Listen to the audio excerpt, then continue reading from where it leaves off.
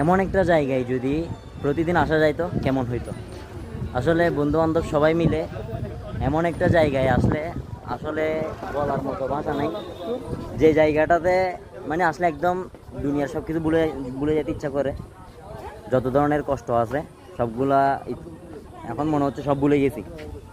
আসলে এখন আম্মুকে অনেকটা বেশি মিস করতেছি, কারণ আম্মু যদি সাথে থাকতো তাহলে অনেক বেশি ভালো লাগতো। আল্লাহ আল্লাহ তাআলার কি সৌন্দর্য এখানে এসে বুঝতে পারতেছি, কি সুন্দর একটা জায়গা। না আসলে তো বোঝা যেত না। বন্ধু বান্ধব সবাইকে নিয়ে আসছি, সবাই আছে এখানে। আরও অনেকে হয়তো আসতে পারে নাই, যেমন সাজ্জাদ, তারপর মারুফ, আমাদের বন্ধু বান্ধব আর যারা আসতে পারো নাই তোমাদেরকে মিস করতেছি। সুন্দর একটা জায়গাটার মধ্যে অনেক ভালো ভালো লাগতেছে, কিন্তু আফসোস লাগতেছে সবার জন্য যারা আসতে পারে নাই, তাদের জন্য আফসোস লাগতেছে।